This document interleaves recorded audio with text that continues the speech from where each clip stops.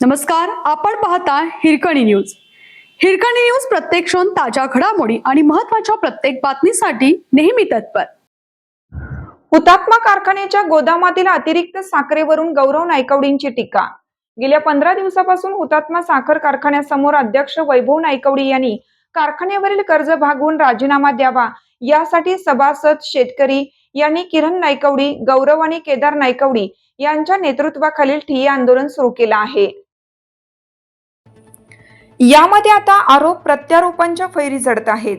जर तुमचा कारभार पारदर्शक असेल तर सरकारने हुतात्मा साखर कारखान्यावर छापा मारून साखर गोडाऊन का सील केलं? इतर गोडाऊनमध्ये अतिरिक्त साखर कोठून आली? गेली 20 वर्ष असा गैरकारभार राजरोसपणे सुरू आहे.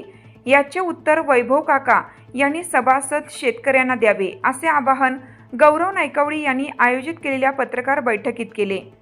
गौरव नायकवडी म्हणाले, गेली अनेक वर्ष साखर कारखान्यात भ्रष्टाचार सुरू आहे. माझ्यावर कोणताही आरोप नसताना मी राजीनामा द्यायला तयार आहे. मग इतके आरोप असतानाही वैभव काका का राजीनामा द्यायला तयार नाहीत, असा त्यांनी सवाल केला. दूध संघ अडचणीत आणण्यात वैभव नायकवडी यांच्या मेहुण्याचे फार मोठे योगदान आहे. त्यांचा गैरकारभार लवकरच आम्ही बाहेर काढणार आहोत, असं त्यांनी सांगितलं. किरण नायकवडी यांनी शेतकरी सभासदांच्या सहनशीलतेचा अंत पाहू नका. आम्हाला हा संघर्ष वाढवायचा नाही. अडचणीत आणलेला साखर कारखाना सावरायचा आहे, असे सांगितले.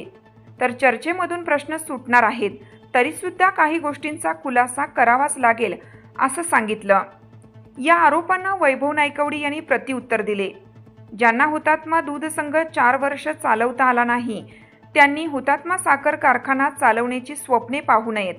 हुतात्मा बाजारचे 91 लाख रुपयांचे देणे आधी भागवावे आणि मगच बेछूट आरोप करावेत. साऱ्याच गोष्टी उघड करायला भाग पाडू नका, असा इशारा वैभव नायकवडी यांनी वाळवा येथे आयोजित केलेल्या पत्रकार बैठकीत केला. आपल्या हिरकणी न्यूज चॅनलला लाईक करा, शेअर करा आणि सबस्क्राईब करायला विसरू नका आणि रहा अपडेट.